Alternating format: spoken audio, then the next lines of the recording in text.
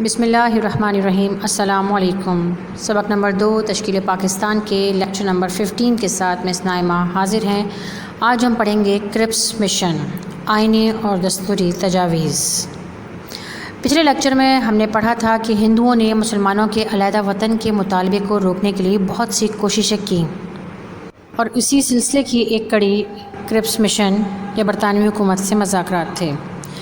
برطانوی حکومت جو تھا مذاکرات کرنے پر راضی ہو گیا، اور 9 مارچ 1942 کو برطانوی حکومت نے ایک کابینہ بھیجی، اور کابینہ بھیجنے پر راضی ہو گیا، اور سر اسٹیفورڈ کرپس کو اس کام کے لیے منتخب کیا گیا۔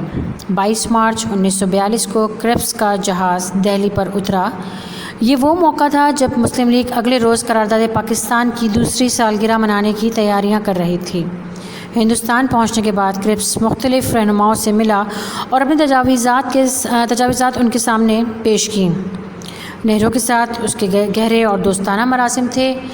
ایک ہفتے کی گفت و شنید کے بعد کرپس نے 29 مارچ 1942 کو اپنی تجاویز کا اعلان کر دیا، جو کہ یہ تھیں: نمبر 1، دوسری جنگ عظیم کے خاتمے پر ہندوستان کے لیے دستور ساز اسمبلی تشکیل دی جائے گی، جو ملک کے لیے دستور تیار کرے گی، لیکن جنگ کے دوران ہندوستان پر برطانیہ کا قبضہ برقرار رہے گا۔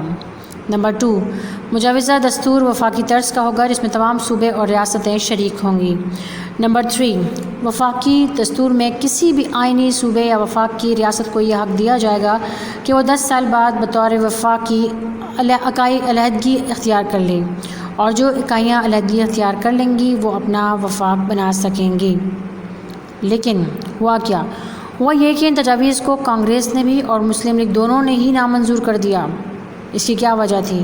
کانگریس نے اس کو اس لیے تسلیم نہیں کیا کیونکہ اس میں ہندوستان کی تقسیم کی تجویز تھی، یعنی ہندوستان کو تقسیم کرنے کی بات کی گئی تھی، تو کیا پتہ اس کو تقسیم کر کے برطانوی حکومت اس پر قبضہ جما لیتی۔ اس لیے کانگریس نے اس کو نامنظور کر دیا، اور مسلم لیگ نے اس لیے اس کو قبول نہیں کیا کیونکہ اس میں تخلیق پاکستان کی یقین دہانی نہیں تھی۔ اس طرح کرپس مشن ناکام ہو گیا، اور ہندوستان کی سیاسی صورتحال اور بد سے بدتر ہوتی گئی۔ لیکن ہندو یہیں پر نہیں رکے، اور بھی اس نے کانفرنس کی، مشن بھیجے، بہت سارے اور بھی آگے اس نے اقدامات کیے، جو کہ ہم اگلے لیکچر میں پڑھیں گے۔ اگلے لیکچر تک کے لیے اللہ حافظ۔